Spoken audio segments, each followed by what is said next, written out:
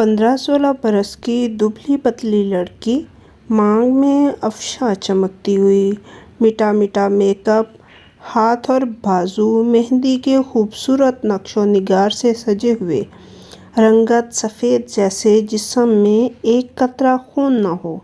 ایک عورت دائیں طرف، دوسری بائیں طرف سے تھامے ہوئے، سفید و سیاہ چار خانے والا کھیس اوڑھے آہستہ آہستہ چلتے ہوئے لیبر روم میں داخل ہوئی۔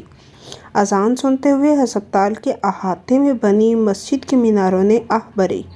دن کا اجالا قبر کے اندھیرے میں کیسے بدلتا ہے، ان سے بہتر کون جان سکتا تھا۔ نرس نے عورت کے ہاتھ سے پرچی لی۔ کب سے بلیڈنگ ہو رہی ہے؟ رات 12 بجے سے۔ لٹاؤ ادھر، بلاتی ہوں ڈاکٹر جی کو۔ سسٹر ذرا جلدی۔ اچھا، یہاں پہنچ کر سب کو جلدی یاد آ جاتی ہے۔ مریض کا بیڑا غرق کر کے لاتے ہیں اور پھر جلدی کرو۔ نرس بڑبڑاتی ہوئی جاتی ہے۔ آج تو ساری رات جاگتے گزر گئی۔ ایمرجنسی پہ ایمرجنسی، شکر ہے دن چڑھنے والا ہے، ڈیوٹی ختم ہو تو گھر جاؤں، کمر سیدھی کروں، تختہ بن چکی ہے۔ ڈاکٹر جی، ایک اور ایمرجنسی آ گئی ہے، آ کر دیکھ لیں، دلہن لگ رہی ہے۔ پتہ نہیں ماں باپ کیا سوچ کر اس عمر میں بیاہ کر دیتے ہیں۔ سسٹر لٹائیں معائنے والے کمرے میں، بلڈ پریشر لیں، میں آ رہی ہوں۔ ہاں بی بی، کیا ہوا؟ وہ جی خون پڑ رہا ہے بہت۔ پہلی عورت کا جواب۔ کیا ماہواری آئی ہے؟ نہیں جی، ماہواری نہیں۔ تو پھر کیا؟ وہ جی رات کو۔ کیا ہوا رات کو؟ وہ جی شادی ہوئی تھی نا کل، تو رات کو سہاگ رات تھی اس کی۔ بس جی ایسا خون چھوٹا کہ بند ہی نہیں ہو رہا۔ پہلے اپنے شہر کے ہسپتال لے کر گئے، وہاں کی ڈاکٹر کہنے لگی کہ مسئلہ کچھ زیادہ ہے تو بڑے ہسپتال لے جاؤ۔ دوسری عورت بولی، اوفو، کیا کیا آپ لوگوں نے اس بچی کے ساتھ؟ ننھی سی دلہن کی آنکھیں بند تھیں۔ کھیس ہٹا کر شلوار اتروائی گئی جس پر خون کے بڑے بڑے دھبے نظر آ رہے تھے۔ ٹانگوں کے درمیان روئی کا پورا بنڈل موجود تھا جو لہو میں بھیگ کر سرخ ہو چکا تھا۔ ویجائنا میں ٹھونسی گئی زخموں والی پٹی سے خون ٹپک رہا تھا۔ جوں ہی ڈاکٹر نے پٹی نکالی، خون کا جیسے فوارہ چھوٹ پڑا۔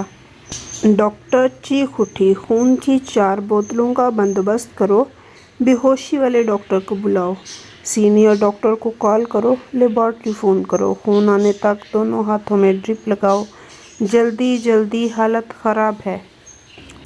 وہ جی ہم جلدی فارغ ہو جائیں گے نا، دوپہر کا ولیمہ ہے جی، ہمارا سفر بھی 2 گھنٹے کا ہے یہاں سے۔ ساتھ آئی دونوں عورتوں میں سے ایک گھبرا کر بولی، بی بی خدا کا خوف کرو، کچھ شرم کرو۔ ولیمہ؟ بھاڑ میں جائے تمہارا ولیمہ، دعا کرو یہ معصوم بچ جائے۔ سسٹر جلدی کریں، فوراً آپریشن تھیٹر کو بتائیں۔ جی ڈاکٹر صاحب۔ بے ہوشی کا ڈاکٹر آ چکا تھا اور لڑکی کی حالت دیکھ کر فکر مند تھا۔ میڈم نبض میں زور نہیں، لگتا ہے رک رک کر چل رہی ہے۔ آپ 6-8 بوتلوں کا بندوبست تو کروائیں۔ ڈاکٹر امجد، آپ کو پتہ تو ہے لوگ خون دینے کے نام سے بھاگ جاتے ہیں، یہ سوچے بغیر کہ ہسپتال والے خون کہاں سے لائیں، نلکے میں تو آتا نہیں کہ جتنی چاہو بوتلیں بھر لو۔ جی یہ تو ہے، نہ جانے لوگ کب سمجھیں گے۔ آپریشن تھیٹر کی میز پہ بے ہوش مریضہ کے ساتھ 3 ڈاکٹر سر دھڑ کی بازی لگائے ہوئے، مگر نہ خون رکتا تھا، نہ ویجائنا میں آئے زخم کا اوپر والا سرا دکھائی دیتا تھا۔ ڈاکٹر مہوش، جس طرح خون خارج ہو رہا ہے ایسے لگتا ہے کوئی بہت ہی بڑی رگ پھٹ گئی ہے۔ میم شارگ؟ ایک جونیئر ڈاکٹر بولی، شارگ اور ویجائنا میں بچے، اس وقت یہ مذاق نہ کرو۔ سینئر ڈاکٹر جھنجھلا کر بولی، جہاں سے ٹانکا بھرتی ہوں وہیں سے گوشت پھٹ جاتا ہے، اتنی بری حالت ہے۔ میم جگہ بھی تو اتنی تنگ ہے اور زخم اندر تک، ہم پتہ نہیں کس جنگلی سے پالا پڑا اس بیچاری کو۔ اچھا بھئی، زخم کا اوپر والا حصہ نہیں پکڑا جا رہا، وہیں سے خون خارج ہو رہا ہے۔ چلو پروفیسر صاحبہ کو کال کرو کہ فوراً پہنچیں۔ ڈاکٹر مہوش، 4 بوتلیں خون کی پمپ کر چکا ہوں، پلیز اور خون کا بندوبست کروائیں۔ انیستھیسسٹ پریشان آواز میں بولا، جاؤ بھئی خون کے لیے پرچی بنا کر دو۔ ऑपरेशन थिएटर का दरवाज़ा खुला। जूनियर डॉक्टर ने हाथ में पकड़ी पर्ची देते हुए कहा, 4 मज़ीद बोतलें। डॉक्टर साहब ज़रा जल्दी कर दें, हमारे वलीमे की देगें चढ़ चुकी हैं। घर पहुंचने में भी 2 घंटे लगेंगे। फिर कुछ तैयारी श्यारी, दुल्हन के बगैर तो वलीमा नहीं हो सकता ना। उफ़, तुम लोग तो बहुत ही बेहिस लोग हो। भाई, लड़की ज़िंदगी और मौत की जंग लड़ रही है और तुम लोगों को देगी याद आ रही हैं, डॉक्टर ने चीख कर कहा। जी डॉक्टर मैविश, प्रोफेसर साहबा कह रही हैं कि वेजाइना में पट्टी दबा दबा कर रख दे, वो आ रही हैं। वो तो मैं रख चुकी हूँ पहले से। 20 मिनट बाद। बच्चे पता करो प्रोफेसर साहिबा कहाँ हैं अभी, बताओ कि नाजुक हालत है, जितना खून दे रहे हैं वो खारिज हो रहा है। मैडम कॉल किया है, वो ट्रैफिक में फंसी हुई हैं, 10 मिनट और लगेंगे। ओफो मैडम, ब्लड बैंक ने 4 बोतल खून अपने पास से दिया है, बाकी 4 बोतलों में से 2 हाउस जॉब करने वाले डॉक्टर ने दी हैं, 2 मेडिकल स्टूडेंट ने।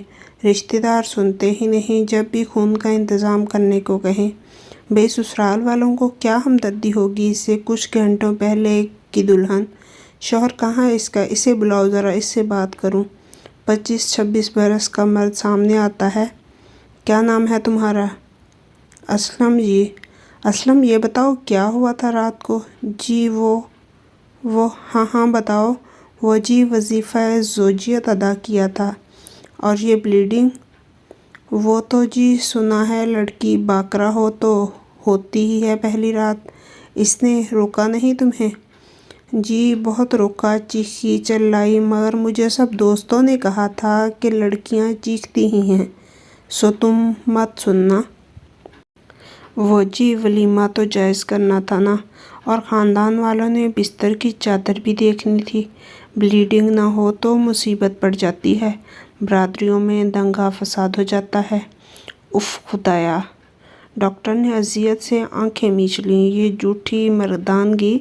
वो जी एक और बात भी थी। वो रुक कर बोला। वो क्या? वो जी गोली खिलाई थी। किसने खिलाई थी? किसको? जी दोस्तों ने खिलाई थी मुझे। क्यों? बस जी दोस्तों ने कहा था कि अच्छा होता है, ज़रा हिम्मत ज़्यादा हो जाती है। क्या नाम था गोली का? वो जी कछवी या कुछ इस तरह का। तुमने इसकी चीखो पुकार क्यों नहीं सुनी? जी वो मैं अपने बस में नहीं था। अच्छा जाओ खून का बंदोबस्त करो, खुद दे दो। वो जी मेरा तो चलते हुए सांस फूलता है, कमज़ोरी हो जाती है, मैं नहीं दे सकता। प्रोफेसर साहिबा हाँफती कांपती अंदर दाखिल होती हैं। एक तो सड़क पर गाड़ियों का रश, फिर कोई जगह भी नहीं देता। कोई सोचता ही नहीं कि कोई मरीज़ मुश्किल में हो सकता है। प्रोफेसर साहिबा ने विजाइना के रास्ते कोशिश की कि खून निकलने वाली जगह पे टांके लगाए जा सकें, लेकिन ज़ख़म बहुत गहराई में था। न हाथ पहुंचता था न औजार, और खून था कि बहता चला जाता था। अब पेट खोलना पड़ेगा, ऊपर से कोशिश करते हैं। प्रोफेसर ने ऐलान किया, रिश्तेदारों को बता दो। जो ही खबर बाहर पहुंची, खुलबली मच गई। नहीं जी नहीं, हमने बड़ा ऑपरेशन नहीं करवाना। घर बरादरी से भरा पड़ा है, वलीमे का खाना दे रहे हैं हम, और दुल्हा दुल्हन के बगैर। लड़की की हालत नाजुक है, पेट के रास्ते टांके ना लगाए तो मर जाएगी। सोच लें, डॉक्टर ने कहा। अच्छा तो हन करहन हामी भरी गई। पेट खुला, बच्चेदानी की एक तरफ ज़ख़म का ऊपर वाला हिस्सा नज़र आया, जहाँ से खून का इखराज हो रहा था।